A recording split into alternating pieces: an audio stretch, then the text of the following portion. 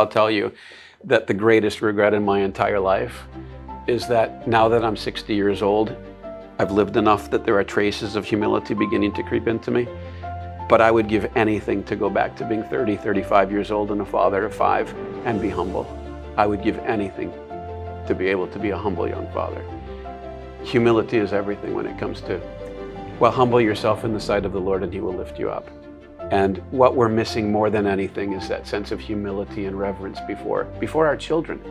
We don't think highly enough of our children. We think that the main reason they're in this world is so that they can grow up and get a job. We don't see their glory.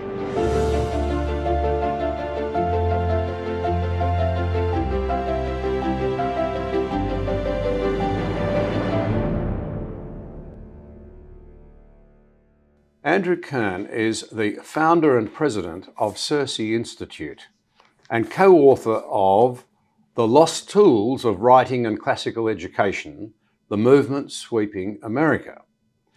As a proponent of classical education, he's been instrumental in the founding of a number of schools and has consulted with well over 100 schools. It's my great honour to have Andrew with me today to talk about something that's incredibly important for all of us who are invested in our future, which is our children, and how they're equipped for the workplace, but even more importantly, the world. Well, Andrew, it's always nice to have an American guest, especially since we have around 300,000 American subscribers on our show. Welcome to Australia and welcome here. Thank you. And let me say, as an American, what an honor it is to speak with you as one who has, for your entire life, manifested your love for country, but not in a nationalistic way, but in a love of country sort of way. That means a lot to me. And thank you for letting me participate in this discussion. Well, thank you for your kind remarks. Now, we're talking education. It's dear to us all. Often the debate's pretty heated. And I don't want to get into the heated side today. I want to say that I think, as I have a lot of teachers, including my own children and children-in-law in my family, my wife. I want to say as a grandparent, I want to say as somebody worried about country, the debate about education matters. We're not after gotcha moments. Right. We're into a discussion today about what can we learn about how we've gone wrong and a better model. And you'll have quite a bit to say about that. The other thing that I'd want to say is I'll go to my grave deeply thankful for the impact that some of the teachers in my life, one or two in particular, had on me. And in one case, I was never in that person's classroom, but he was just a teacher at the school who took time and was an outstanding model. So this is not a session where we're trying to get teachers, so to speak. It's how we have a rational discussion about the fact that it's not going well, because it's not going well, is it? It's not, no. So given that we're all worried that education seems to be in crisis, we assume it hasn't always been like this. Yeah. What has changed and why are we now so worried about it? A broad sweep, so over the last 100 years, and then hone in post-COVID in particular, when it seems to have reached a new level of hasn't it? Concern. I like that way of thinking of it, about 100 years, because historically there's always been 3 mindsets about education. You can find this in the New Testament, the ancient Greeks, and certainly in American history. And I would put it this way: there's always a traditionalist, as opposed to traditional, a traditionalist element. There's always a relativist element, and then there's always an element that wants something more, something, let's call it a philosophical, as in the sense of love of wisdom. So if we go back to the New Testament, let's say, I know this seems not relevant, but the Pharisees were traditionalists. Everything has to fit the tradition. The Sadducees were relativists. They were, let's accept every culture, but we're Hellenists. But then the apostles come along and they want wisdom. And the Lord is teaching them transcendent wisdom. In a similar way, in the last 100 years, you can see those 3 things battling it out. I can speak for America mostly. You can see these 3 things battling it out for the soul of America. If I broke it into history periods, you could actually say that until about 1800, American education would have been a Christian classical education, oriented toward virtue and wisdom. From about 1800 to about 1900, it became a very patriotic, traditionalist education, oriented toward being a good citizen, being a good American. From 1900 to today, it became progressivist. And what I mean here is specifically a modern expression of relativism, where there is no grounding, there is no moral and intellectual foundation, but what we're trying to do is adapt to the world as best we can. We're trying to survive a world that's trying to eat us. And I think that's because within our souls, there's always those three impulses. There's always the impulse toward adapting to change, which we should do. There's always an impulse toward being absolutely fixed and unchanging, which in a certain sense we should do. And then there's an impulse toward bringing those together into wisdom. And I think in the last century in American education, that relativistic progressive mind has been dominant. And it's led to an increasing fragmentation, which I hope the pandemic was a trigger point to make everybody realize this isn't going to work, right? I think that there's an awareness now that we need something better throughout our whole culture, but certainly in our schools. So that's I think that's both all of human history and the last century in my best nutshell of an explanation. For the benefit of listeners and watchers, we had the chance to talk over lunch before we met here in Sydney. And I put it to you that perhaps the rate of change has accelerated. Yes. I illustrated by saying we're here in Sydney, Yes. A very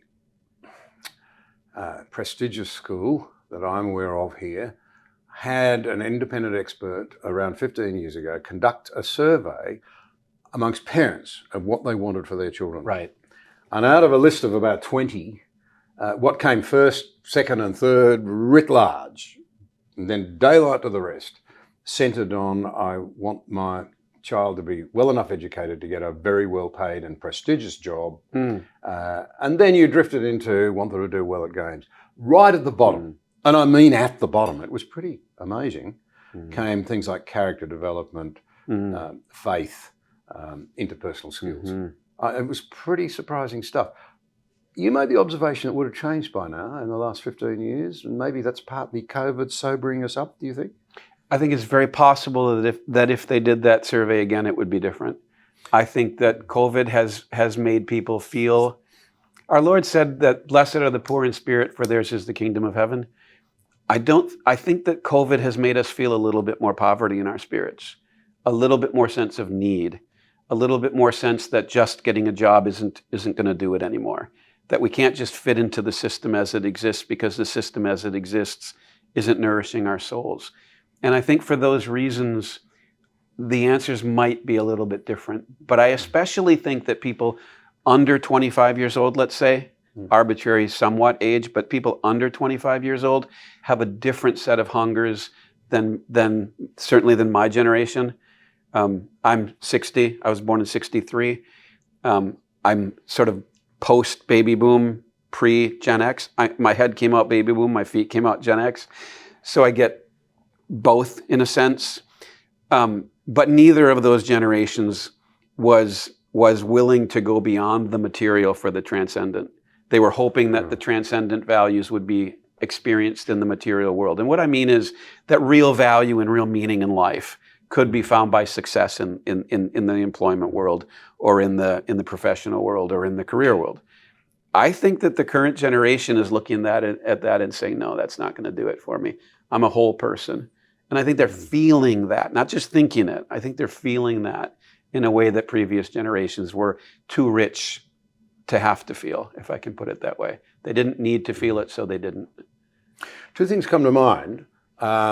Firstly, you were kind enough to say you spoke more for your country than for ours. We do know the English-speaking Western countries on all educational trajectories are on remarkably similar planes. This is true. America, Canada, Australia, New Zealand, Britain, and they're all in deep trouble. There's no other way of putting it. The standards are slipping. A longitudinal study, one of these things over many years conducted by the OECD, demonstrates that Australia's classroom behaviour is appalling, and no one seems to want to do anything about it, although it is seeing parents look for alternatives furiously. But there's another part of that is really troubling, certainly for the children, but we also know for anybody who's worried about education. Levels of anxiety and depression are through the roof. Right. Same trajectory in every country. Right. We know from people like Jonathan Haidt that a lot of it has to do with the impact of phone time, not playtime, screens hitting the school playground around 2011-12 in particular. Presumably these factors are also focusing attention on our young people and what we do educationally, and we'll come to your particular area of expertise, classical education, in a moment, but this must be all reshaping the environment. You mean the technologies, the social technologies? Oh, no, the rates of declining educational outcomes. Oh, right. Kids leaving school and university not fit for the workplace. Right. We hear that all the time in this country. Right. And also very anxious, mental Yes. health problems on a level we've never seen in earlier days. We'll come back to mental health earlier, but surely this is focusing our attention on what's happening. I believe so. I believe so. The anxiety. One of the reasons I got into education back in the early 90s is because prior to that I'd been a youth pastor. And I had to study youth culture a little bit. And what I discovered was that in the 80s, late 80s, 1 out of every 12 boys tried to commit suicide. That shook me to my core. What on earth is causing 1 out of 12 boys to try to kill himself? One of the kids in my youth group, in fact, made a sort of insincere attempt, and it was to get attention. And I understand that often that is the case, but why? It's a horrific number. That It's means a if you bring a horrific baby number. boy into the world on those numbers, my maths isn't the best, my education mightn't have been the best, but that means there's a 7 or 8% chance that you'll face a circumstance where that boy will try and take his life. There's almost no possibility that anybody, any adult in the modern English-speaking world doesn't know somebody who's killed himself or somebody who's tried to. You mentioned boys. In this country for a long time, boys and girls both tried, but boys more often succeeded. Right. Same in the States. Same in the States? Because they're more aggressive and stronger. Because you're stronger, you can be more effective. But I have read recently that the rate of success among girls is increasing. Yep. And what girls tend to do more, apparently, is cutting themselves and self-harm. And I don't know how you can take data points like suicide and self-harm and turn them into actionable items, because that's not research, that's principle, that's spirit, that's emptiness, and I don't know how you measure emptiness. But we have to be, again, I use the phrase poor in spirit because I think I'm finally beginning to understand it. We have to be poorer in our spirits, less confident, less cocky, that we can just manage this problem. And I genuinely believe that what we're experiencing is something like a management crisis. That for about 400 years, the West has found management approaches, bureaucratic approaches, administrative approaches by which they can solve problems throughout the world. But some of the problems that we solve then generate 10 more problems. And then we throw more management at them. I think it's very possible that we're hitting a management crisis where we're having to admit that the things that are happening to us now, that we're doing to ourselves now, aren't going to be solved through management, aren't going to be solved through data. We're going to have to humanize again. And I think that's an incredibly important moment for us. We might come to some definitional terms in the moment. Yeah. I'm busting you to get to your particular area. You're out here in Australia talking about classical education, but before we do, there's a couple of other things we've got to pick up there. What you've just described, this sort of management, if you like, if I hear what you're saying correctly, we've had a couple of generations of saying the great secret to raising children is to raise their self-confidence, to make sure they're secure in themselves, they're the center of the universe, find God within. Yeah. You're saying that doesn't work. We're not big enough to fulfill that role, and a more humble approach might be more useful. I think humility is always a good idea. In fact, I'm not going to digress on this too far, but I'll tell you that the greatest regret in my entire life is that now that I'm 60 years old, I've lived enough that there are traces of humility beginning to creep into me. But I would give anything to go back to being 30, 35 years old and a father of 5 and be humble. I would give anything to be able to be a humble young father. Humility is everything when it comes to Well, humble yourself in the sight of the Lord and he will lift you up. And what we're missing more than anything is that sense of humility and reverence before our children. We don't think highly enough of our children. We think that the main reason they're in this world is so that they can grow up and get a job. We don't see their glory. Culturally speaking, but even in the Christian circles, we don't adequately see what it means to be the image of God. We don't see the glory of that child, except there's one moment, it seems like, when everybody sees it. And that's when the mom, the mother, is holding the baby on her lap or in her womb or on her chest and gazing on the baby's eyes. Everybody is drawn to that moment because that's the moment that gives birth to civilization. And there's a humility and a radiance to that moment, a radiance of glory. If we could capture that humility and that receptivity, then that child wouldn't need to be told, you have to find the God within, because he wouldn't be so frightened. He wouldn't be so empty that he needs these artificial, made-up categories that are just sort of, forgive me, they can mean something, but generally speaking, they're just words that we use to make them feel better, as if we're trying to manage their soul, right? That great thinker C.S. Lewis said something to the effect that pride comes before all great falls. Right. The opposite of pride is humility. Pursue it with all your might. Right. And the minute you think you're making progress, you'll know you're not. Right. It's a bit of an endless pursuit. I know what you mean. I really do. I think all of the moments when I've learnt something have been when I've got off the high horse. Right. But I don't think we teach our kids that. And I think the risk is too great in our culture because the structures of society require that you be able to impress. When you go to a job interview, you're not taught to be humble.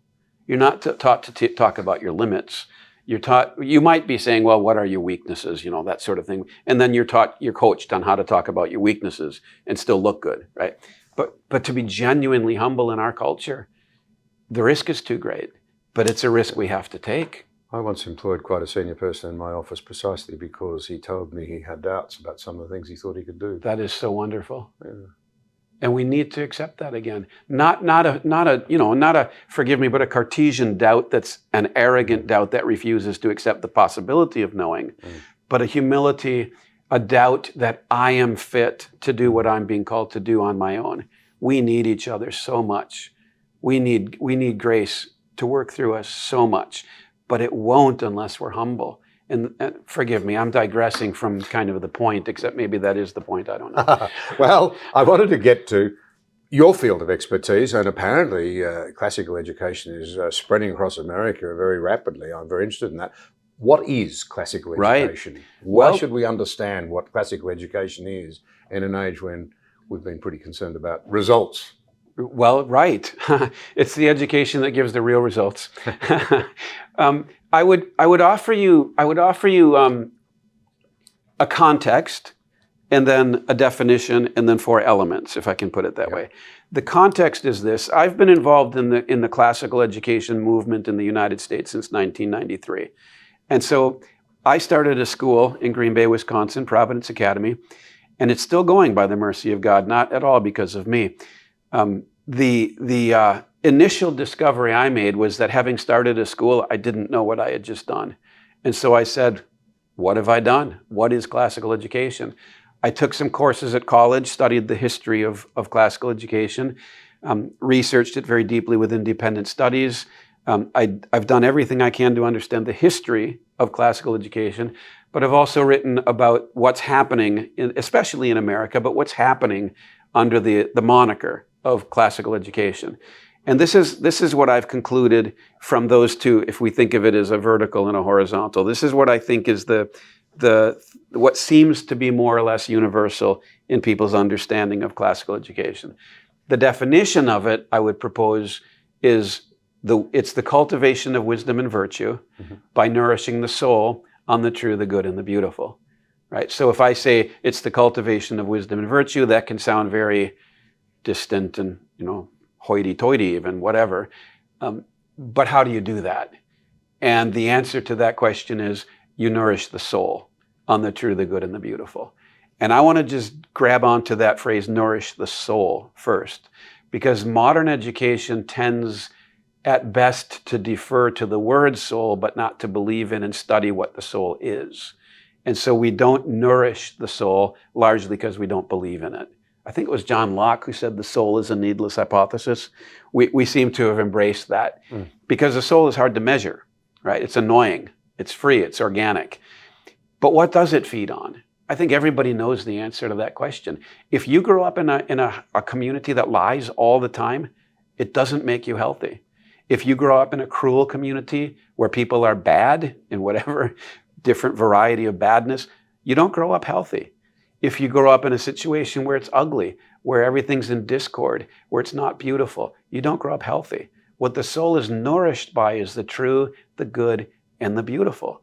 And maybe I can't give all kinds of detailed philosophical explanations of everything that means. But if you orient yourself toward feeding your child's soul on the true, the good, and the beautiful, your love will guide you, and you'll be able to do it.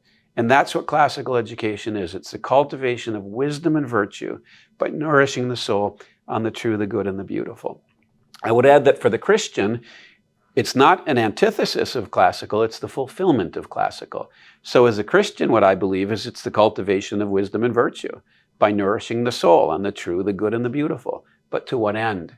So that in Christ, that child in my classroom or that student, that child in my home or that student in the classroom is better able to know God, to glorify God, and to enjoy Him forever. That's what I believe Christian classical education is.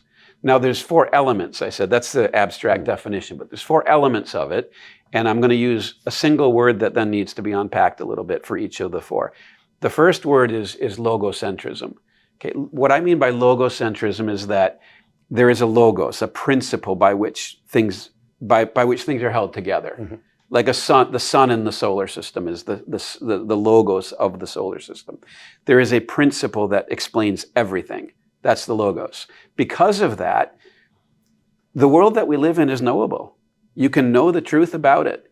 Not only can we know the truth about the world, but you and I can talk about it to each other, which, I mean, if you just daydream about that thought for a moment, that what's happening as we talk to each other is that ideas, at least, and maybe even truths that are in my soul, I can encode them into sounds that vibrate the air, and they fly across the air to your ear, and then they go into your brain and you decode them. You can actually understand if I'm being at all effective. You can actually understand what I'm saying.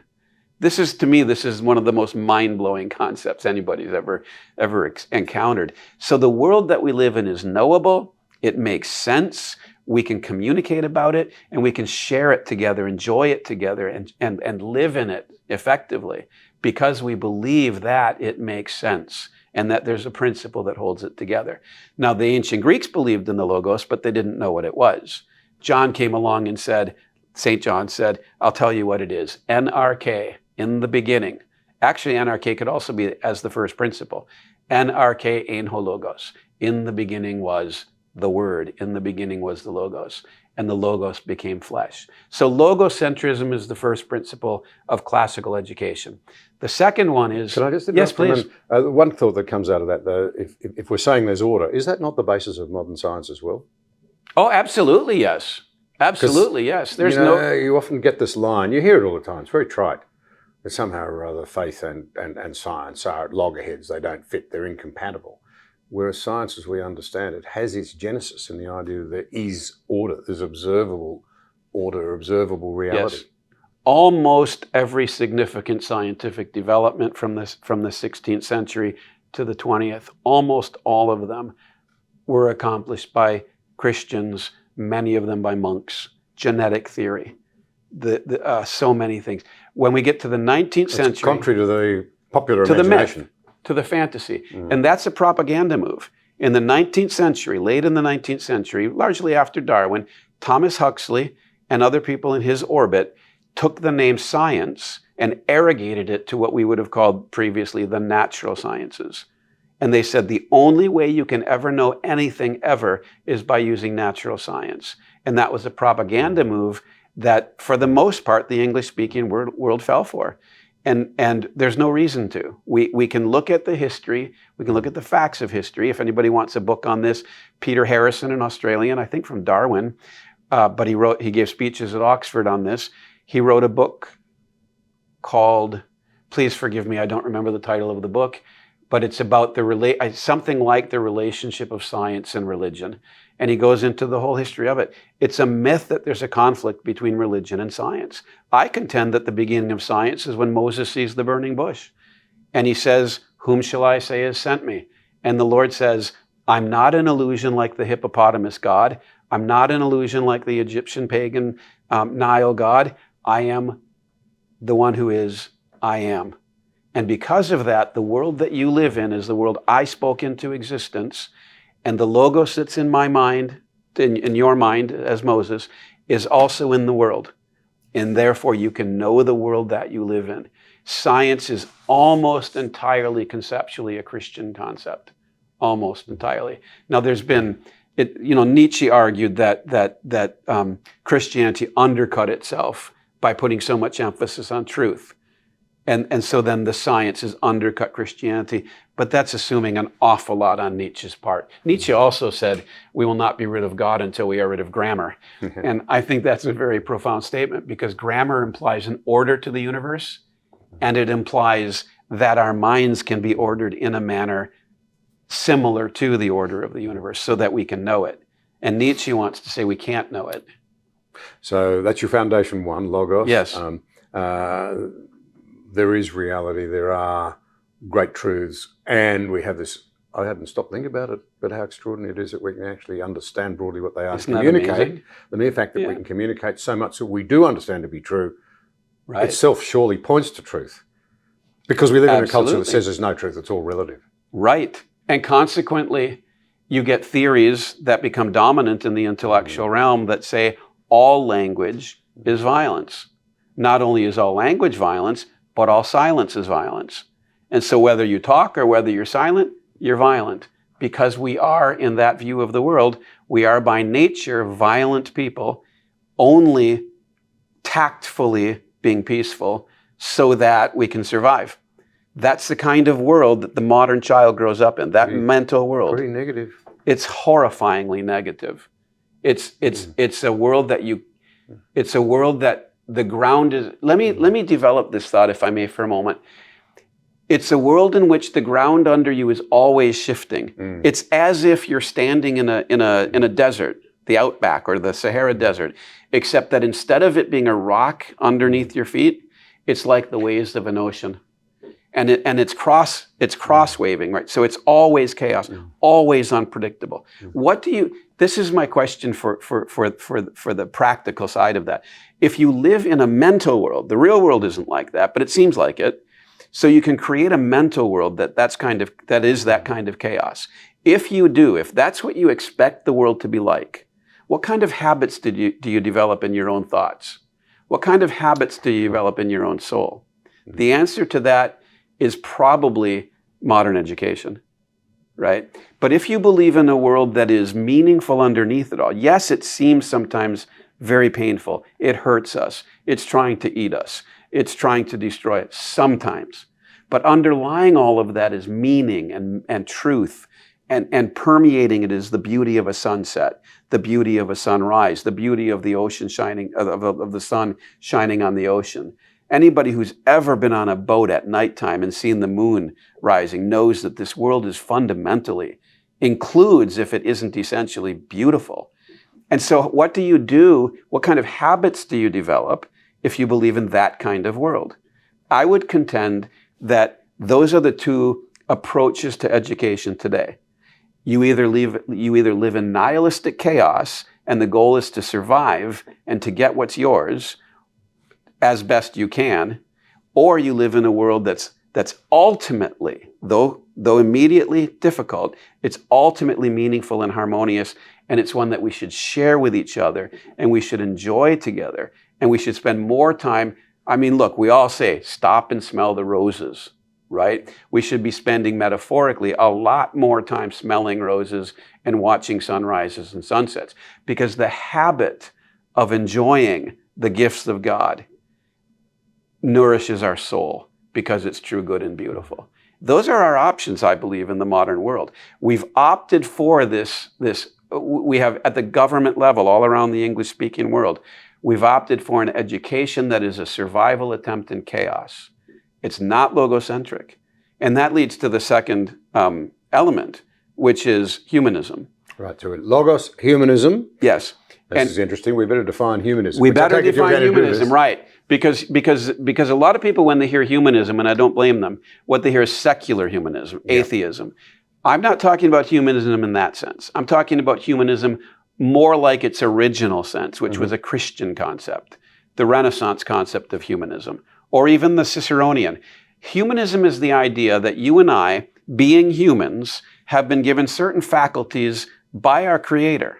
And those faculties were given to us so that we could know Him, and so that we could steward the creation, and so that we could love each other. That's why we have these raw faculties. Now people are saying, what are you talking about faculties? What I mean is, we can use words, right? There's no other creature in all of creation that can use words except a parrot, but no parrot has ever told its children the family history. We don't just have words that we repeat, that we parrot, right? We generate words from within our soul, almost irresistibly. By the time we're 24 months old, we can do extraordinary things with our mind because God enabled us to do that. And the goal of education then, and of a humanist, in this Christian humanist sense, the goal of education is to convert those raw faculties, raw human potential, if you like, raw abilities, and it goes way beyond words, let me add, but those raw abilities to convert those faculties or abilities into virtues, right? That's why I speak of wisdom and virtue. What we're trying to do is add an intentionality, right? To take the ability that just is there by nature and then add will to that, add wisdom to that, add intention to that, so that we refine it and we perfect it, so that eventually we might well be able to write a Shakespearean sonnet. We might well be able to write a Chaucerian poem. We might, if we can't, we can at least read it and wonder at it and say, I want to be like that. Or even, I'd like to imitate that. Maybe I'll never be T.S. Eliot, but I'd like to at least, do my best, right? And that's what I'm talking about is cultivating that raw ability so that it becomes a faculty. And the importance, becomes a virtue. Let's just a moment on the way through. Yeah. Wisdom means and virtue means. What do you mean by virtue? Yeah, I have no idea. The only time we use the word now in this country when we're talking about virtue is virtue signaling, by which we... That's true, isn't it? You do something to make you look good. So we know that virtue broadly means something good, but it's not a word we use anymore. Right. Well, happily in the United States, it's coming back. I'll just say, about 20 years ago, I started doing teacher training in schools, and I would ask teachers in the schools who had been in teacher training programs in their colleges, how many of you, while you were in your teacher training programs, learned how to cultivate virtue in students? And they would laugh at me, justifiably. It was an absurd idea 20 years ago. But about 10 years ago, maybe 5, I would ask this question, and there'd always be 1 or 2 teachers who actually would raise their hands. Because in the last 15, 20 years, because of the classical movement, because of the classical renewal, there are now colleges in America that take virtue seriously and are training young people how to cultivate virtue in the classroom. So that makes the question even more relevant. What is a virtue? And let me go back to what I said earlier, that in its rawest, most basic sense, a virtue is a raw human faculty, just an ability that's perfected to a point of excellence.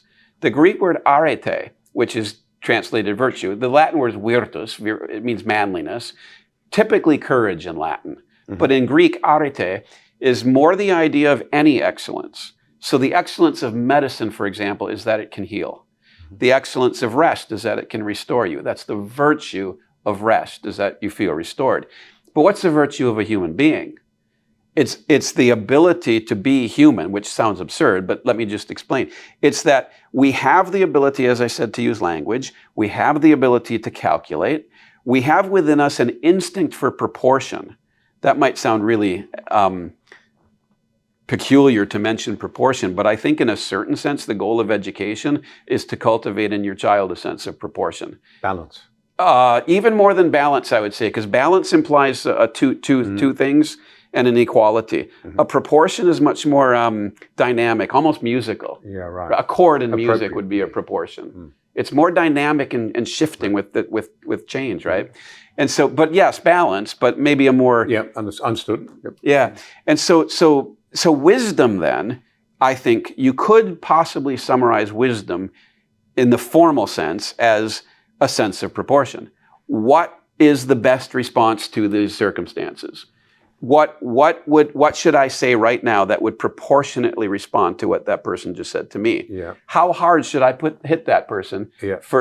How far, if there's a plague going around the world, how far away should I stand from people? Prudence. Right. Well, yeah, it is prudence, and it has this almost quantifiable aspect to it. It's not quite, it's metaphorically quantifiable, but it does get quantifiable when, for example, I mean, I'm sort of joking with what I just said or being lighthearted, but we lost our sense of proportion in the pandemic. The one thing that we lost more than anything else was a sense of proportion. And everybody everywhere was told you should stand 6 feet apart. And nobody ever had any evidence for that. It was pulled out of somebody's hat. And then we all everywhere in the world said, okay, that's the proportion of distance I should have from other people. But there was nothing dynamic about it. It had been reduced to a ridiculous arithmetic problem, when in fact it was more of a musical problem. It was more. It was called social distancing. And that too, what a ridiculous term. Don't social distance yourself from me. If you want to physically distance yourself, okay. But don't socially distance yourself from me. I want a relationship Fascinating with you. point. Yeah. And that's part of it too. A word has a proportionate application. Yeah. And when you twist the meaning of words like that, you're depriving the human mind of the fact of the ability to think clearly. We think clearly when we have words that fit. And when the words are being contorted and distorted, we're losing our ability to think. And I think one of the things that we ought to do in school, probably, I'm going to overstate, I'm going to make this a disproportionate statement, but I think what will be a really good exercise for our whole culture is to eliminate about 90% of the words we use, because we're so careless with them. And do a French thing, you know, where you get back to what the Academy approves. And then we could learn how to use words again. Now, I'm exaggerating. I'm being disproportionate. But I mean it hyperbolically. We need to get back to words meaning something again, not just ways to control other people's behavior. There's a lot of people that have a great interest in reinventing language, though. If you can reinvent language, you can exercise enormous influence. That's precisely the reason. And so in the classical tradition, rhetoric is a very big deal. But rhetoric has made two moves since. So this is a humanistic point, okay? In a humanistic rhetoric, your goal is twofold. Your goal is to, as Aristotle put it, to find all the available means of persuasion, okay, but within an ethical context. Your goal in a humanistic rhetorical context is to bring harmony to the community. Not to lord it over the community, but to bring harmony to the community. Therefore, rhetoric teaches deliberation. It teaches judgment. And to restate the point, it teaches reasoning proportionately, with proportion, with prudence. But go ahead. No, I don't mean to. You'll never get your dinner if I keep interrupting. Well, in the Renaissance era, no, more Henry VIII, and well, that's Renaissance. 16th and 17th century, rhetoric became increasingly ornamental. Mm-hmm. So the truth is over here, mm-hmm. and then truth isn't palatable. Mm-hmm. What a horrific idea that is to me. Mm-hmm. Truth isn't palatable, so I have to make it sound good. And so it became ornamental. I have to make the truth more welcome. To me, that just shows a massive incomprehension of the beauty of truth. Truth is self-beautifying. It doesn't need us to add ornamentation. But that's what they did for a few hundred years. So beauty is not simply in the eye of the beholder. That's correct. That's correct. CiRCE made that point. And it arises. If it's only relative, that's a beautiful sunset, says one person. Yeah. And the next person says, no, that's not beautiful. It's only beautiful to you. It's not beautiful to me. Right. It's just subjective. Right. And beauty became relativistic first. But when you do that, you introduce a discord into the soul, and beauty's relativism then became ethical relativism. Mm-hmm. Goodness became relative, and then truth became relative. And beauty became relative around 1800, let's say. Goodness became relative in the 1920s. I'm talking about in America more Yeah, here. yeah. Formally in the public sphere. And then truth became relative really in the 1960s. And now we're living out that almost absolute relativism. Yeah. That is a decline of rhetoric. It's a hatred of mankind. I had many years in public life, and one of the things that's occurred to me, and in fact I heard a Swedish academic expound this the other day, because we've made truth relative, and we teach that in the classroom, in the political process now you can't speak truth or principle to power, because power simply says, oh no, that's just what you believe, that's truth for you, my truth's different. Right. And you're only left with a struggle for power. It's very demeaning in a sense. It's a sort of self-fulfilling prophecy. You just end up with, oh, it's all about them. It's not about us. It's not about good things. It's about power. That's right. And that's where... Which is, in my view, something we should be very... Everybody wants to embrace power. I want to be empowered. I actually think every single one of us should be humble enough to be truly afraid of power. I agree. And what it can do if it's misused to others, and what it can actually do to the person who can turn himself into a monster by misusing power. Right. And that, I digress, but... Not really, because we're talking about humanism. Yeah. And we're talking about the chaos of the world. I described that always being off balance, right? Well, what do you do? I said, what habits do you develop? In a world like that, you develop exactly what you just said. You develop habits of maintaining power so that you can be among those who survive and rule. And the problem with that is what you just said, it's tyrannical.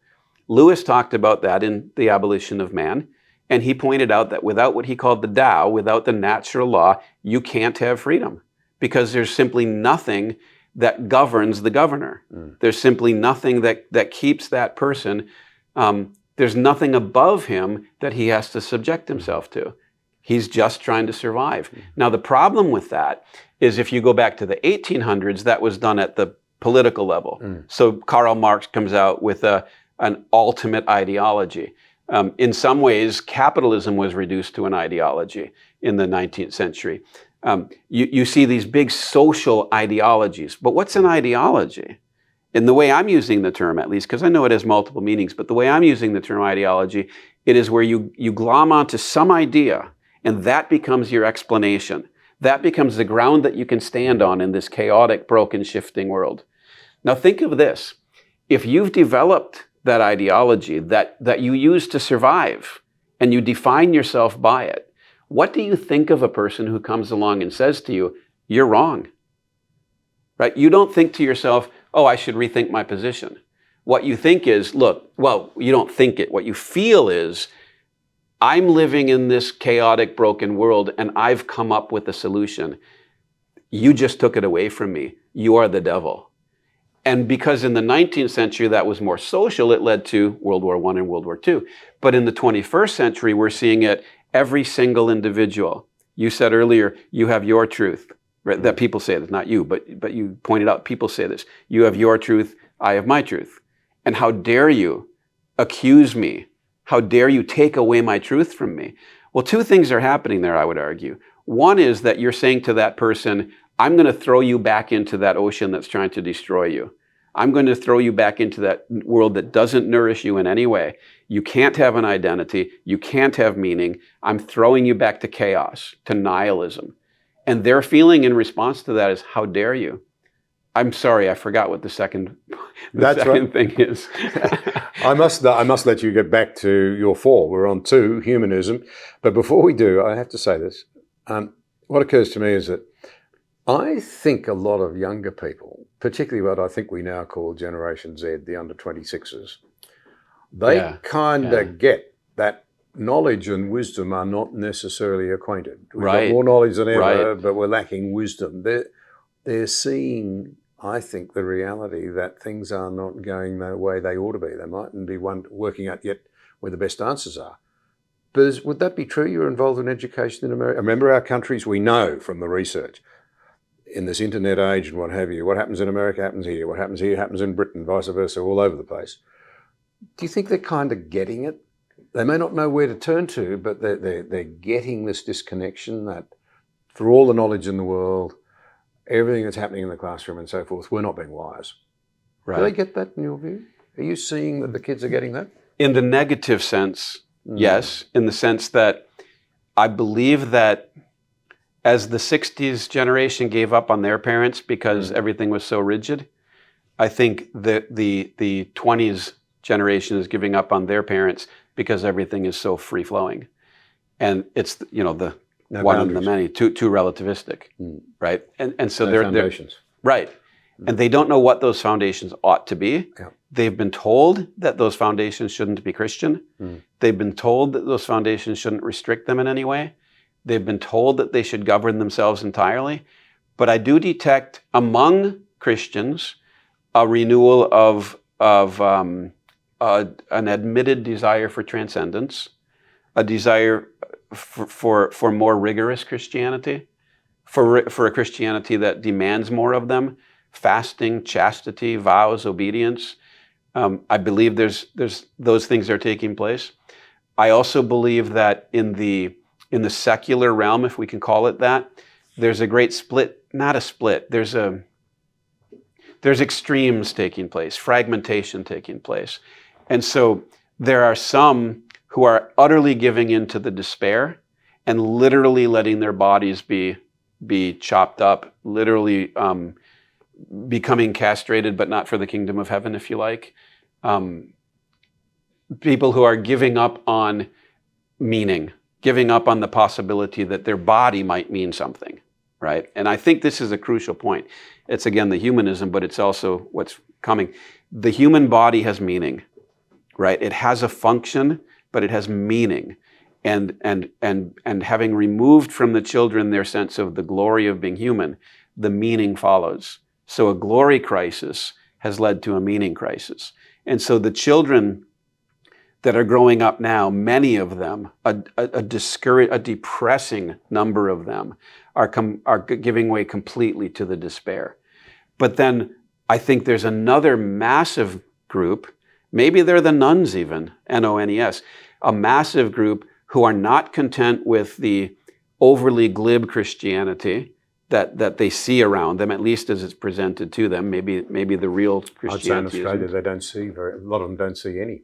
Yeah, in America, That I think is one probably difference. more so, because in America it has more of a profile. But I hear what you're saying.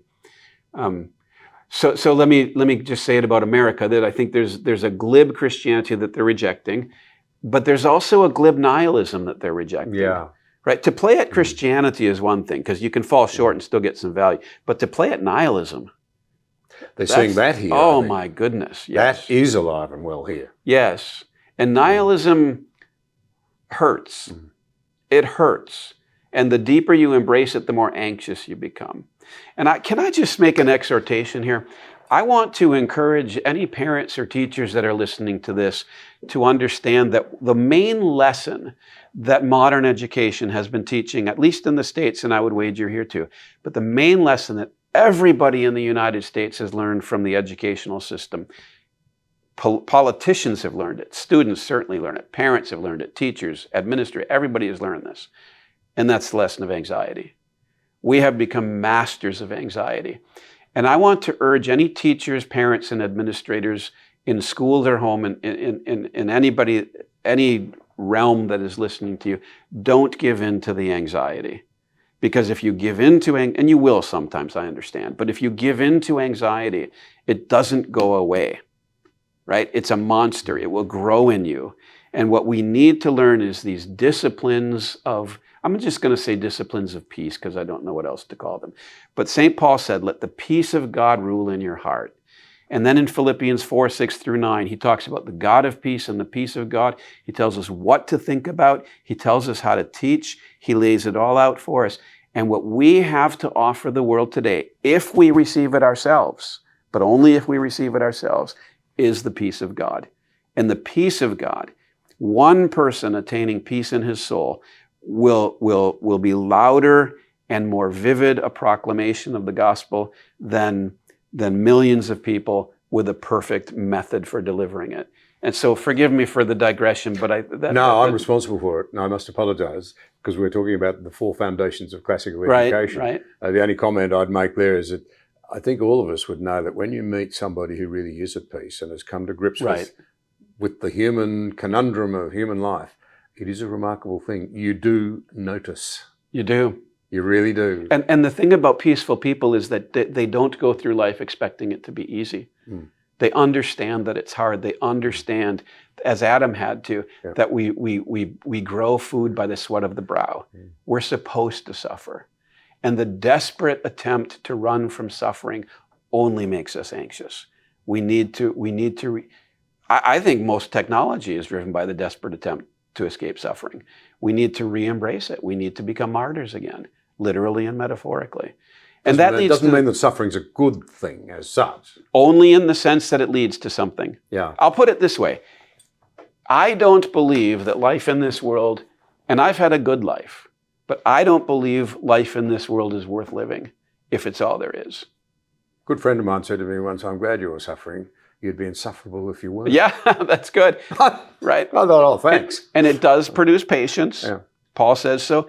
And it does produce character, but only if it's oriented towards something. Yeah. And what we have to remember is that it's worth it, because look, what we're looking forward, what our soul craves is what Moses said. Show me your glory.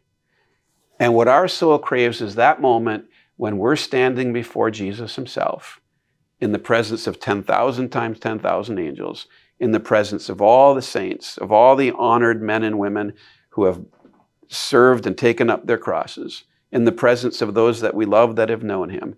And the Lord Jesus himself looks us in the eye, and we make eye contact with him.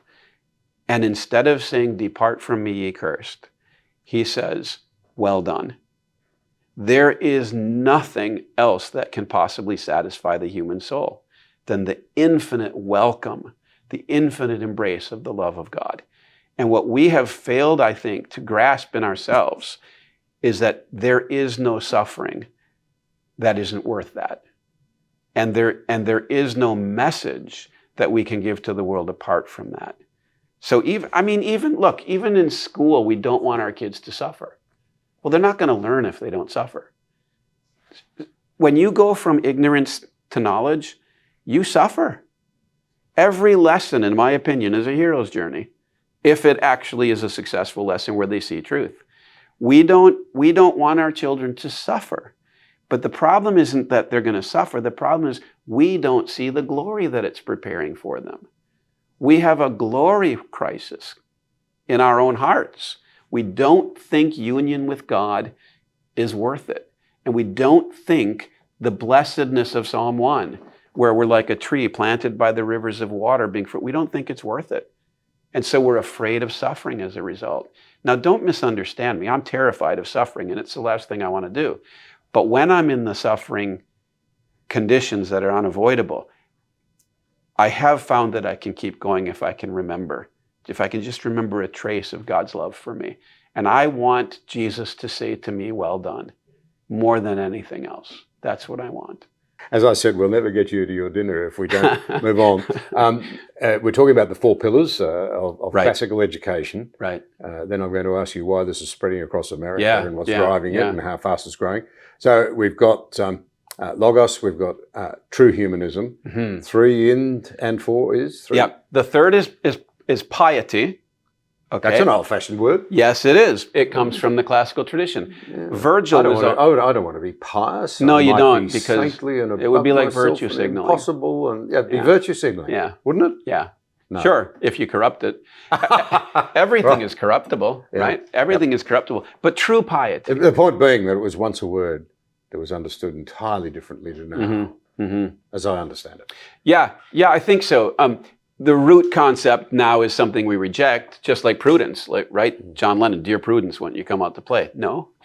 But piety is the notion of reverence, that I respect my father, I respect my ancestors, I respect my heritage, I receive what they did, and I honor and respect it, but I take responsibility for it. It's not that I look back at everything I've received and go, "My dad did that, so it's good. My mom did that, so it's good." No, they've given me something, and now I'm responsible for what I do with it. They've given me their models, but I can't just say, "Well, my dad did that, so that's what I should do." We can't do that. But we can look with respect and reverence at all that we've received. So call it the traditional. Then the second element of piety is reverence to our children, reverence for the future. Call it the progressive if you want. Call it not the relativistic by any means, but the future orientation. I revere my grandchildren, but they're born. I also revere my unborn great-grandchildren, and I pray for them all the time. I pray for them all the time that my role in this life will not interfere with their productivity, usefulness, blessedness. We have to not waste their fortune on our self-indulgence, like the old bumper sticker in the States anyway, that you'd see it on Winnebagos. Do you have Winnebagos here? From America, yeah. Okay. Well, you'd see I'm spending It's a my... bit like Coca-Cola and KFC. Okay. All things American arrive here sooner or later. Right. Sorry about that. As an American who arrived here sooner or later.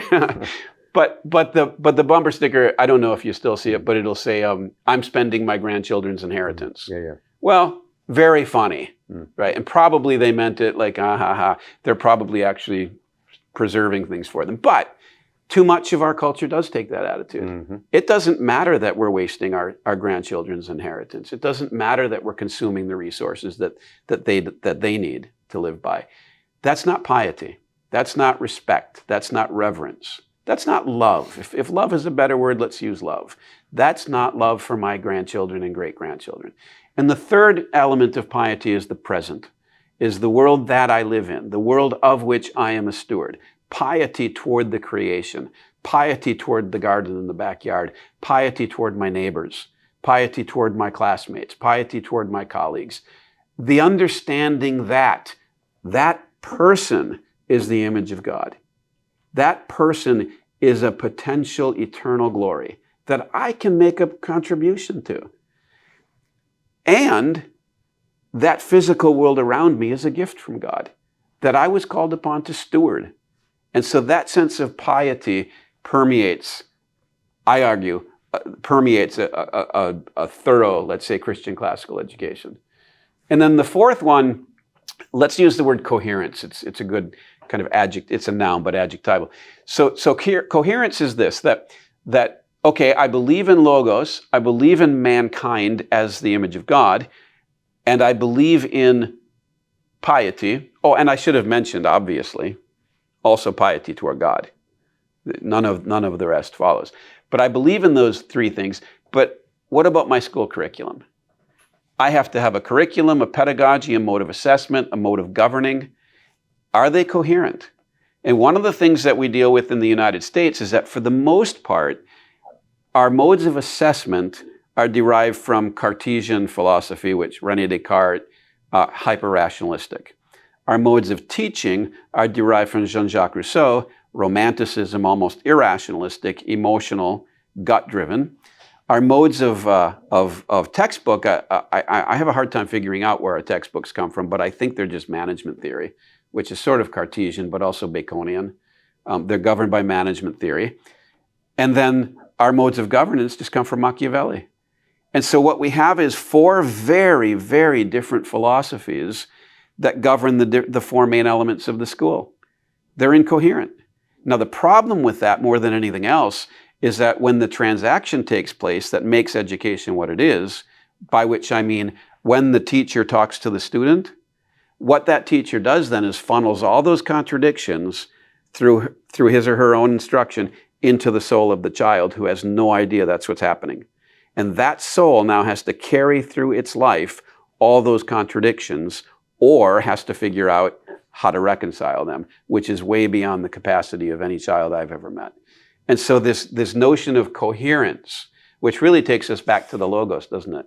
This notion of coherence is we have to make sense. We have to have a harmony between the different elements of our activities. It's bad management, if I can put it that way, to manage things so precisely that there's no coherence to it, that it's fragmented and broken up that way. I believe that we're harming our children. I believe that there's a mental health crisis in part because of the way we manage our schools, and because of the way we assess their performance, and because there's not a coherence. And I think there's mental health issues among teachers. In kids, it's manifested in anxiety, misbehavior, and so on. In teachers, it's manifested in the fact that very few teachers make it past the 7th year as a teacher. They burn out so fast on teaching. Yeah, that's happening here too. Absolutely. And management theory would say if you have that high a level of statistical breakdown, you should examine why. Just ask, because they'll tell you, I can't handle the incoherence. I can't handle the administrative load you're placing on me. I got into education because I love children, and you're making me push forms left and right, and I can't teach anymore. That's what they'll tell you. I'm afraid in this country, a lot of teachers would say there are no disciplinary structures. Well, that's true too.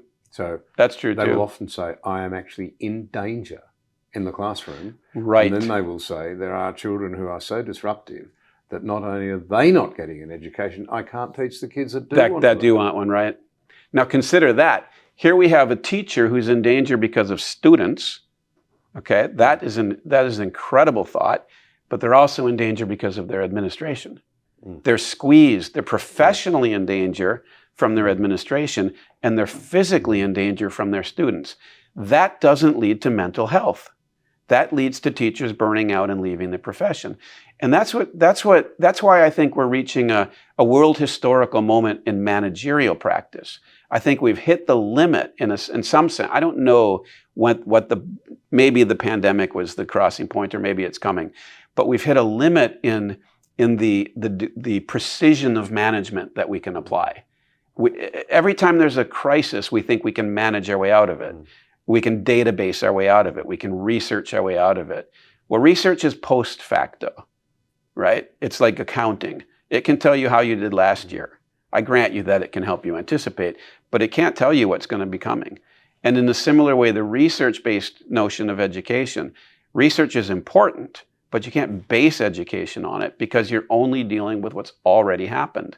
We need principles. We need humanism. We need coherence. We need piety for the teacher. And we need logocentrism in order to restore the souls of the teachers, the souls of the students, and I'll go even further and say the souls of the families.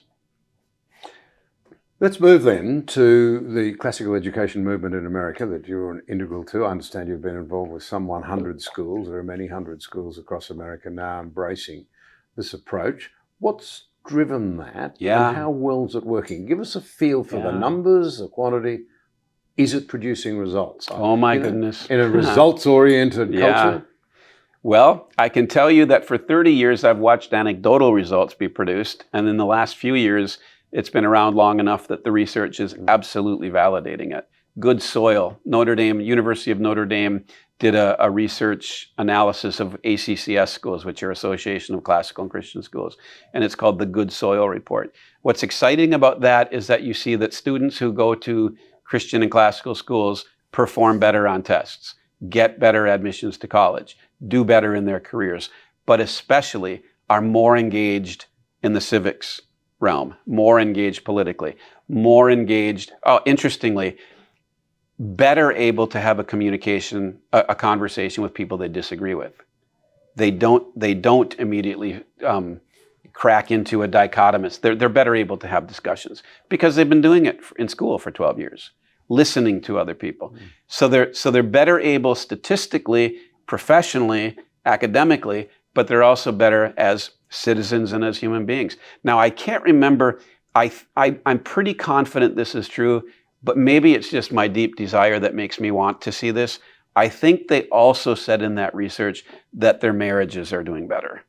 But don't quote me on that point. I think that's true, but if it's not, it needs to be. And I think it would be, because healthier souls make for better marriages. So there is the database that tells you that it's making a difference. Now, as far as the trajectory of it, I got involved in 1993. I helped start a school, I think I mentioned this earlier, in Green Bay, Wisconsin, called Providence Academy. In 1994, I went to what I believe was the first ACCS conference. There were 67 people at that conference, if my memory serves correctly, but it was certainly less than 100. Now, every year they have a conference where about 1,200 to 1,500 people come, and that is a very small representation of all the people involved in the classical movement. There's the ACCS, has grown to, I think it's 500 schools, but it keeps, Well, let me illustrate. I wrote a book, I think you mentioned this, called Classical Education, The Movement Sweeping America. First edition was 1998, I think. Then we rewrote it in around 2001. In 2008 or 9, they asked me to write a third edition. And it took me 5 years because things changed so fast that I couldn't keep up. I wouldn't even try to write that book now, except in just the most sweeping terms. There's now a classical movement taking place here in Australia. There are classical schools in Indonesia. There are classical schools for the Kurds in Iraq. There's a classical renewal beginning in England. There's Catholic liberal education is restoring a classical vision. Colleges are changing. They want those students that are graduating able to read, able to calculate, able to carry on a discussion, able to write well. Colleges are looking for these students. You're seeing master's programs forming, honors programs. Colleges are changing because of classical education. In fact, they're going back to what they always used to want to be. You're seeing it all over the world, and I don't know the number, but I believe there's something like 100,000 students right now. Well, today is June 6th as we're speaking, so a lot of them are on vacation, holiday. But this September, when they start up the school year, I believe the number of students in classical schools will be over 100,000 students. So it took a while. Actually, it happened very quickly, even from the beginning. But it's a big country. But now we're looking at serious cultural transformation happening because of classical education.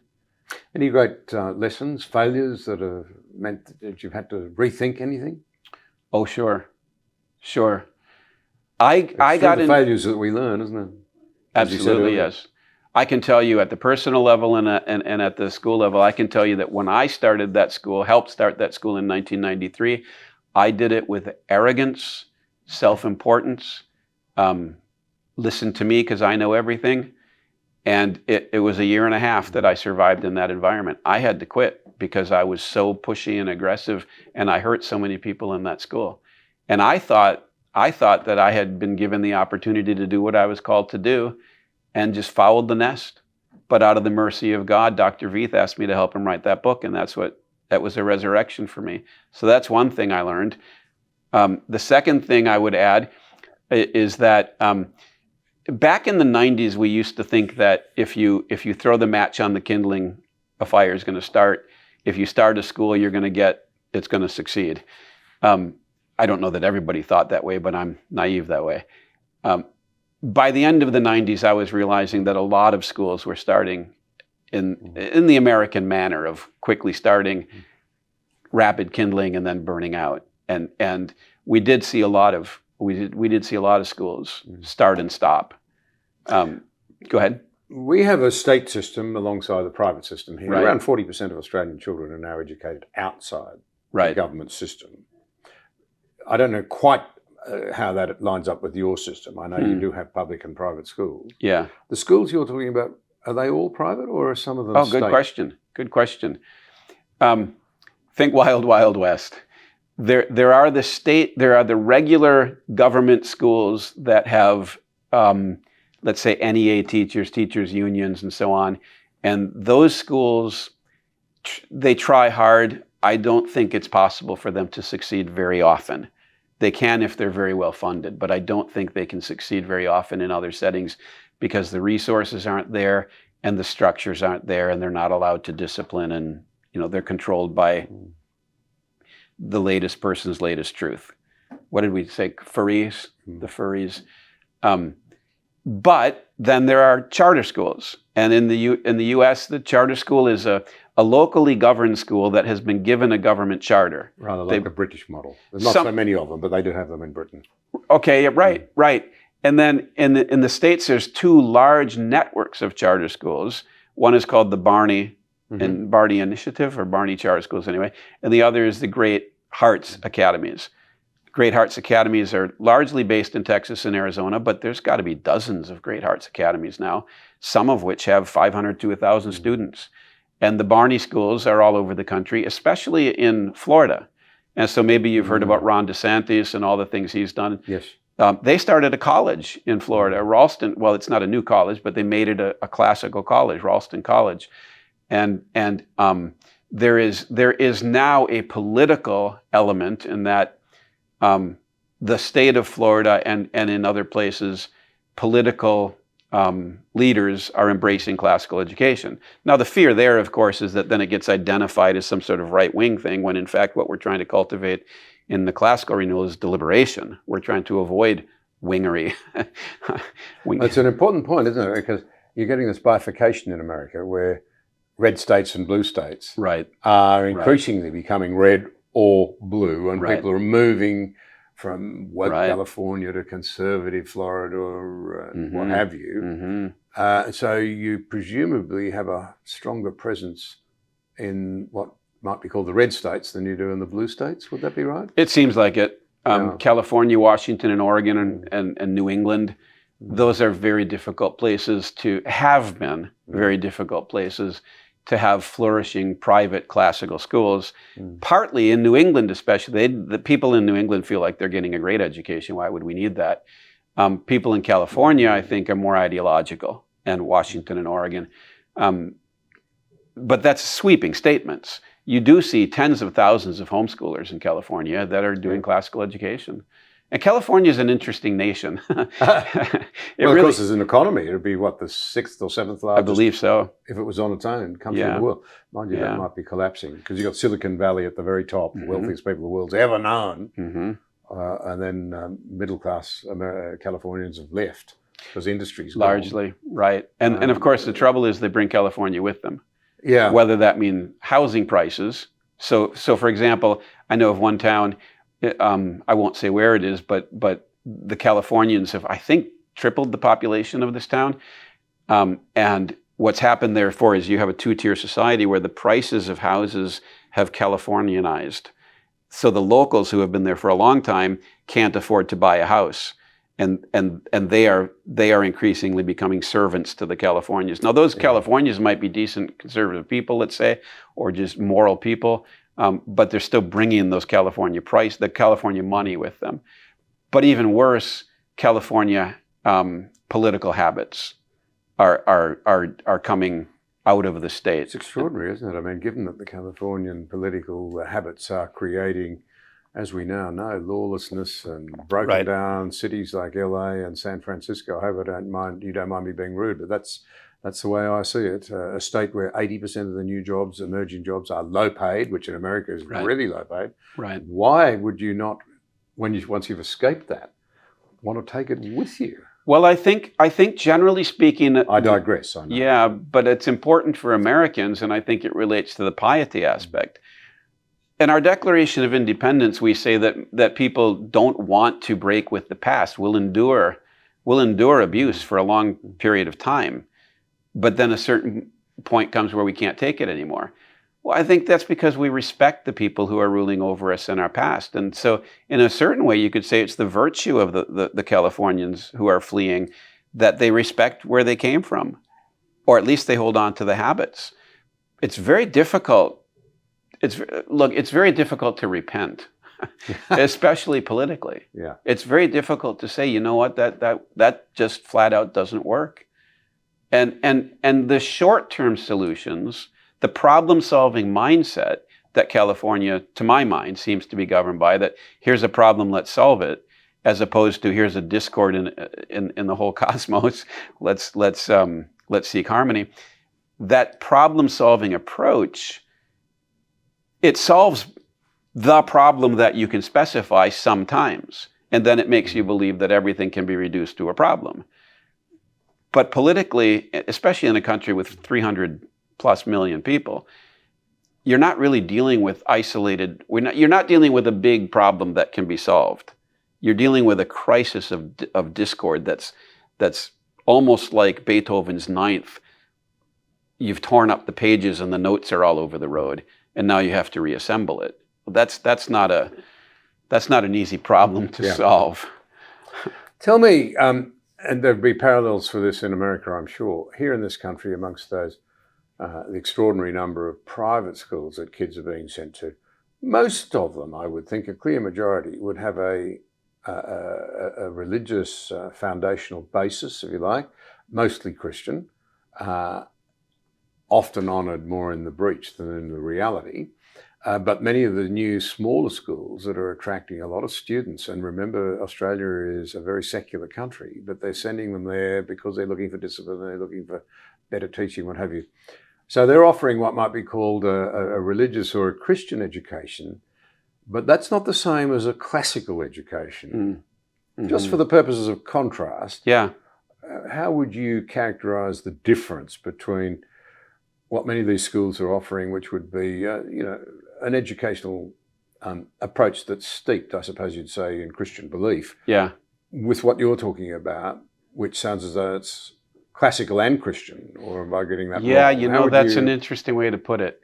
I personally am very uncomfortable with hyphenated Christianity. I want Christian education. What it comes down to is, what's the relationship? Every church, denomination, and school, every person that's a Christian has to decide, what is the relationship between supernatural and natural, between grace and nature? And there's a tendency among some people, I was one of these, to think that there's this great gap, this great ditch that you can't cross between the supernatural and the natural, or grace and nature, unless God does something miraculous. Right? If that's what you believe, I'm going to use the term fundamentalist, even though it can be unkind, but if that's what you believe, then you're going to say, well, why would you read anything but the Bible? Okay? And because the Bible is clearly a supernatural text, it's full of grace, but anything else is just natural and nature's bad. On the other hand, there are some who believe that grace permeates all of nature. And I would be more on that side. And I think that everybody has to work out the degree by which they believe that grace and nature are interpenetrate. I base my belief on Christ having human nature and divine nature perfectly blended. And I think, therefore, anything human is good, in as much as it's human. That sin is sin because it undercuts our humanity, not because it's human. Right? When we say, I'm only human, of flesh and blood, I mean, really it's, if only I were human. Right? I mean, there's only been one human. So that's why I believe in humanism. And so for me, from my understanding, the Christian education is the fulfillment of classical education. There is a sense in which Tertullian, for example, said, what does Athens have to do with Jerusalem? And I understand that argument, but there's a great deal. For example, they both lived in the same world, and they both had to live in it, and both were striving for the transcendent. And what Christ does is he doesn't say, you morons, I've come, now shut up. What he says is, I am here. If you humble yourself before me, I will exalt you. I will lift you up. And in a certain sense, I believe that the Christian teacher can be the means by which Homer's Iliad, let's say, humbles itself in the sight of the Lord and becomes exalted. I don't think the ancient Greeks could understand Homer. I think only the Christian can understand Homer, ultimately. I think there's a wisdom that is available. There's a wisdom that's available in Christ that simply isn't available in any other way. But every single school, every single individual, every single family has to determine, to what extent am I capable of using and understanding these human products without turning them into gods, without worshiping them. And I'll admit to you, my tendency, if I weren't a Christian, I probably would worship Homer. Maybe Virgil, not Virgil, but his gods. But once you see Christ, it's easier to humble yourself before him. So practically then, what happens is each school has to decide on a curriculum. And some schools decide on a very, I'm going to call it fragmented or broken apart. We have a national curriculum here, by the way, right, like right. Britain, even though Britain's Premier Education has warned us not to do it. We've done it. Oh, is that right? Yeah, we have a national curriculum. See, so in the state system particularly, yeah, it becomes very hard for teachers and parents, I think, to necessarily take education where they would like to. Yeah. It's so tight. this is good. I don't want to sound unsympathetic here at all. I would like the state system to work to its best possible, because I'm a believer in choice. Parents should have choice. We should respect the role of parents. Right. I'm not sure that Right. senior people in government these days necessarily think that. They're into statism. The state should Some basically raise do. our children. Some do. Yeah, but so I think it's a real problem. We have a national curriculum, Yeah. and I wonder whether it really means that teachers, local schools are able to really respond properly and quickly to the real needs of their students. To be frank. Very possible, but let me offer you something I found ironic. In the United States, there's no national curriculum, and so it's the wild, wild west. There's no boundaries. What that means is anybody can make up their own curriculum, and therefore there's an awful lot of curricula, and some of them work and some don't, but there's actually unnecessary conflict, I think, there because of that. But there aren't very many rules. One of the things about a game like tennis, or really any game, a game is defined by its rules. And you have, in my opinion, you're right, you have too many boundaries. The tennis court is too small and the net's too high. Nonetheless, what I've seen in Brisbane, in Melbourne, and here in the last week or so, what I've seen is an amazing amount of creativity.